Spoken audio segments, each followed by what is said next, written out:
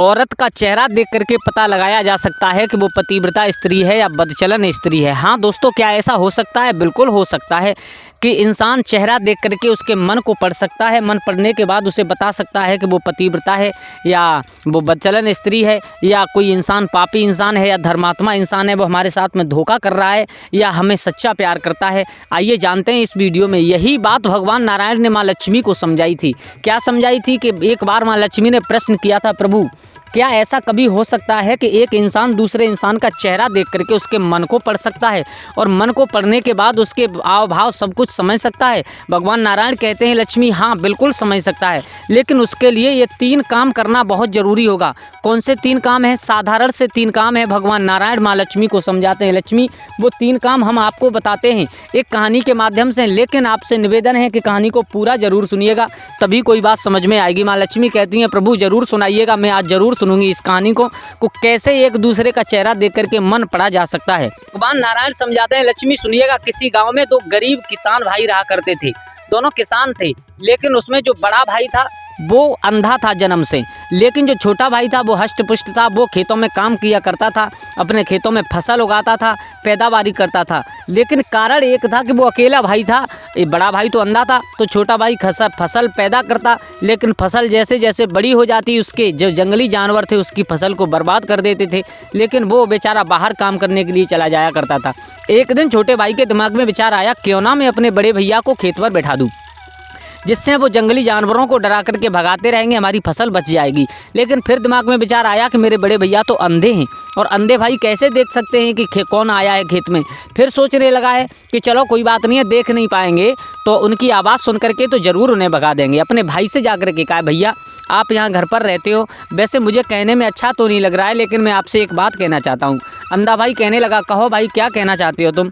बोले, भैया आप हमारे साथ खेत पर चलिएगा, वहाँ पर आप बैठ जाना और अगर कोई जंगली जानवर खेत में आए तो उनके आवाज़ सुन करके और हल्ला मचा करके, शोर मचा करके और डरा करके उन्हें भगा दीजिएगा, जिससे हमारी फसल बच जाएगी। अंधे भाई ने कहा, ठीक है, बहुत सुंदर बात है, हमें आप ले चलिए, खेत तक छोड़ आइए, हम वहीं पर बैठे रहेंगे, वहीं पर हमें खाना पीना पहुँचाते रहना। बोले ठीक है। मेरे भैया खेत पर एक झोंपड़ी बनाई गई और उस झोंपड़ी में वो अंधा भाई बैठा है, और जैसे ही कोई जानवर आता है, कानों में आवाज़ पड़ती है तो वो हल्ला करके भगा देता है। लेकिन एक दिन क्या हुआ कि एक राजा और एक हिरन का पीछा करता हुआ दौड़ता हुआ चला आ रहा है, और उसी किसान के खेत से होकर के वो हिरन दौड़ा है। थोड़ी देर बाद वो हिरन तो निकल गया, थोड़ी देर बाद घोड़ा पर सवार होकर के उसी नगर का राजा आ जाता है। वो राजा अंधे व्यक्ति को देख करके कहता है, भैया क्या तुमने यहाँ से जाते हुए किसी हिरन को देखा है? वो अंधा व्यक्ति कहने लगा, राजन हम तुम्हें बता तो देंगे वो हिरन कहाँ गया है, और हम ये भी बताते हैं कि वो हिरन पूर्व दिशा में गया है, लेकिन महाराज आप यहाँ से वापस हो जाइए, वैसे मुझे दिखाई नहीं देता है बिल्कुल भी। लेकिन एक बात सच बताऊं कि वो हिरन आप उसे मार नहीं सकते, आपके मारने योग्य हिरन नहीं है। वैसे जीव हत्या करना पाप होता है, लेकिन फिर भी राजा महाराजा हिरनों का और शिकार करते हैं, लेकिन उससे भी ज़्यादा है कि वो हिरन आपके मारने लायक नहीं है। राजा कहने लगा, एक तो तुम जो कह रहे हो कि अंधे व्यक्ति हो, वो ऊपर से कह रहे हो कि वो तुम्हारे मारने लायक नहीं है। क्यों नहीं है मारने लायक? तो उसने कहा, महाराज सुनिए, वो एक हिरन नहीं था। बोले फिर? वो एक हिरनी थी। क्या? बोले हाँ, और वो भी गर्भवती हिरनी थी। राजा के दिमाग में शंका हो गई, बोले ये अंधा व्यक्ति और इसे कैसे मालूम कि वो एक हिरनी है, और उसके बाद में ये भी उसे मालूम है कि ये हिरनी गर्भवती है। तो राजा महाराजाओं का ये काम नहीं होता कि किसी भी गर्भवती हिरनी का शिकार करें, इसलिए आप वापस चले जाइए। राजा पास में आ गया और पास में आकर के बोला है, क्यों भैया आप सच में अंधे हो? बोले हाँ मैं सच में अंधा हूँ और जन्म से अंधा हूँ। तो आपको कैसे मालूम कि वो हिरनी थी, और उसके बाद में आपको ये कैसे मालूम कि वो गर्भवती थी? बोले महाराज मैं किसी को भी चाहे कुछ बता सकता हूँ, मैं बताता हूँ आपको मुझे कैसे मालूम पड़ा कि वो गर्भवती हिरनी थी। सुनिए, आप जो हमारे खेत की मेड़ देख रहे हैं, बोले हाँ ये ज़्यादा ऊँची नहीं है। बोले सही है। बोले इसके ऊपर जो 4 दीवारी लगी हुई है, बोले हाँ, जिससे रस्सी बंधी हुई है, बोले हाँ, कि ये भी ज़्यादा ऊंची नहीं है। बोले सही है। कि अगर हिरन चाहे तो इसे कूद करके पार हो सकता है। बोले हाँ सही बात है। लेकिन मैंने सुना क्या कि वो हिरनी दौड़ करके गई तो वो इन रस्सियों को तोड़ करके दौड़ी है, न कि इनके ऊपर से कूदी हो। और इसका मतलब एक ही हो सकता है कि वो हिरनी गर्भवती थी। अगर वो इन रस्सियों को कूदती तो उसके गर्भ में पलने वाले बच्चे को खतरा था, इसलिए उस हिरनी ने और उसे रस्सियों को तोड़ना उचित समझा, बल्कि उन्हें कूदना उचित नहीं समझा। आहा, राजा के दिमाग में बात पहुँच गई। बोले वाह कितनी सुंदर बात कही है तुमने। अच्छा एक काम कीजिए, आप हमारे साथ हमारे घर चलिए। क्या? बोले हाँ। जितनी भी तुम्हारे खेत में फसल होगी उतना हम तुम्हें अनाज देंगे, इसकी आप रखवारी ना करो। जंगली जानवर खा रहे हैं तो उन्हें खाने दो, लेकिन आप हमारे साथ चलिए। राजा उस अंधे व्यक्ति को लेकर के अपने दरबार में पहुंच जाता है।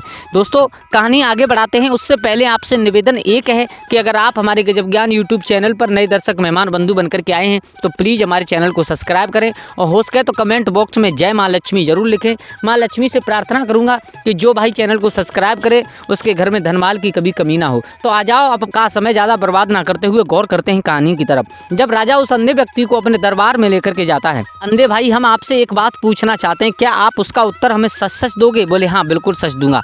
आप मेरी पत्नी का चेहरा देख करके आप मेरी पत्नी के बारे में बताइए कि वो पतिव्रता स्त्री है या हमें धोखा दे रही है या बदचलन स्त्री है। अंधा व्यक्ति कहने लगा, बोले महाराज क्यों पागल हो रहे हो? इतने दिन से आपका परिवार अच्छा चल रहा है, तो अब क्यों हंसते खेलते परिवार में दरार पैदा करना चाहते हो पति पत्नी के बीच में? बोले नहीं, आपको हम मुंह मांगा इनाम देंगे, बस आप ये बता दीजिए कि मेरी पत्नी पतिव्रता है या बदचलन है।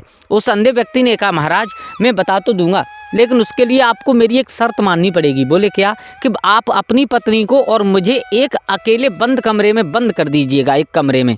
राजा को बहुत क्रोध आया।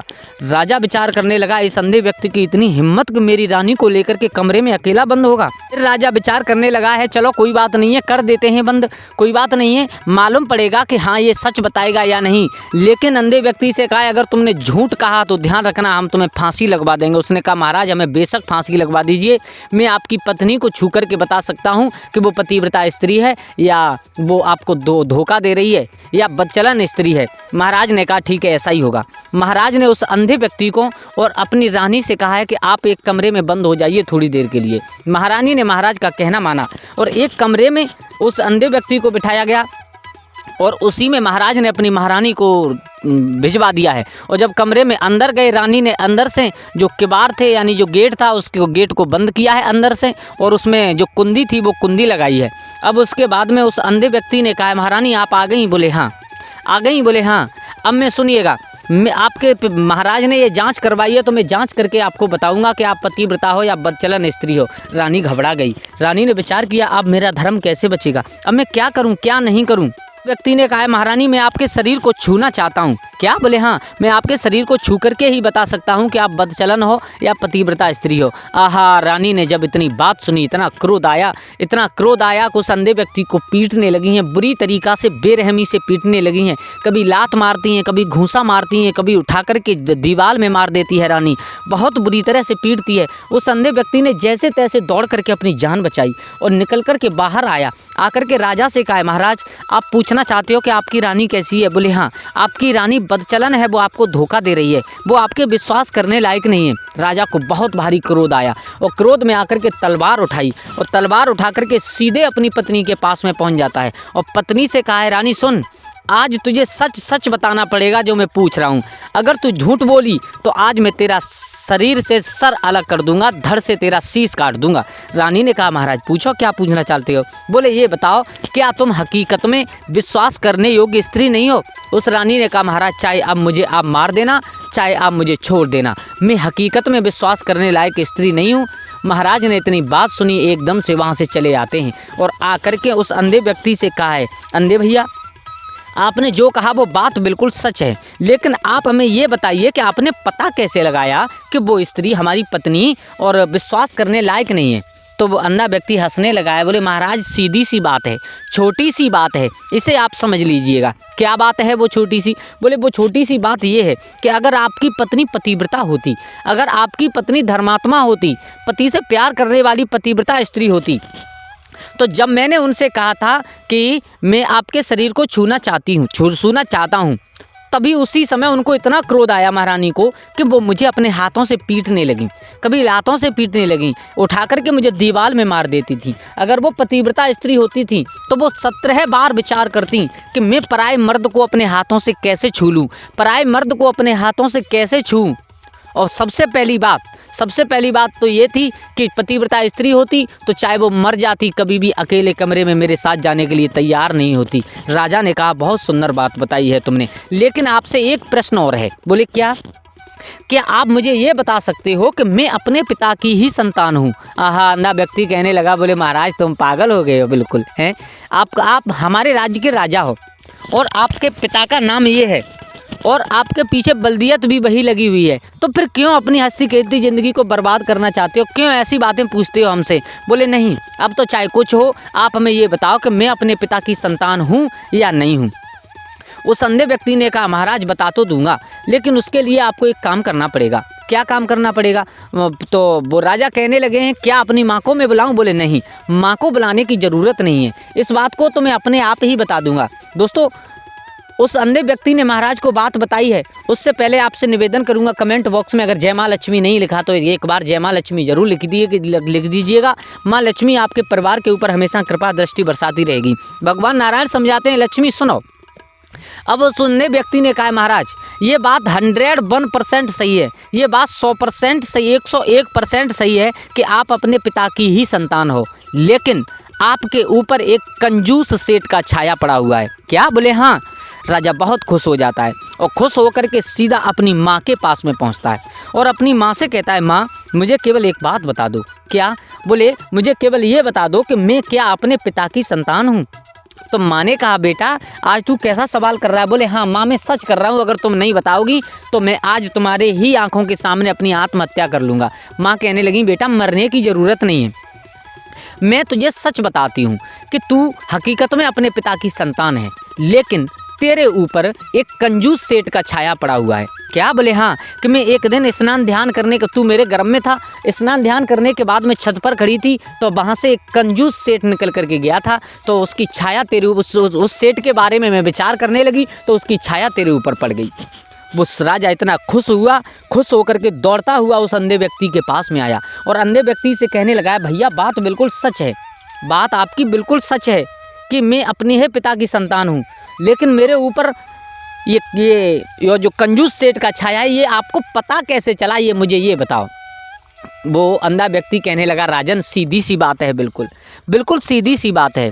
क्या? कि आप हमारे महाराज के ही पुत्र हो और आप छाया की बात कर रहे हो, तो वो मुझे ऐसे मालूम पड़ी कि मैंने आपके इतने प्रश्नों के उत्तर दे दिए, मैंने आपको बार बार संतुष्ट कर दिया, लेकिन आपने मुझे एक धेला की इनाम भी नहीं दी, आपने मुझे एक धेला की इनाम भी नहीं दी। इससे मुझे मालूम पड़ता है कि आप राजा तो हो, सच्चे राजा हो, लेकिन आप कंजूस बहुत हो।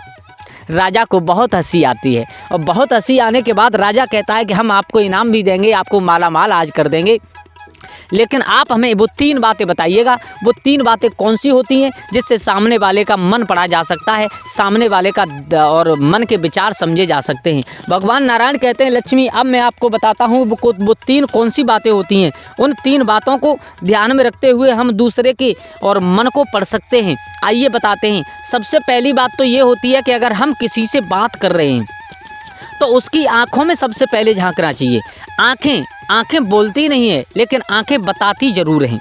आंखें बताने का मतलब ये होता है अगर कोई इंसान आपसे नज़र झुका कर के बात कर रहा है तो इसका मतलब वो आपसे शर्मिंदगी महसूस कर रहा है। और दूसरा एक भौं का इशारा होता है। भौं का इशारा क्या होता है? जो आंख के ऊपर बाल होते हैं उनका इशारा होता है। क्या इशारा होता है? उनका इशारा ये होता है सबसे पहला तो कि अगर कोई दूसरी, तुम सामने खड़े हो, तुमसे बात कर रहा है, अगर कोई दूसरी दिशा में देख करके और अपनी भौं नीचे के लिए सिकोड़ता है तो समझ लेना वो इंसान कुछ सोच रहा है।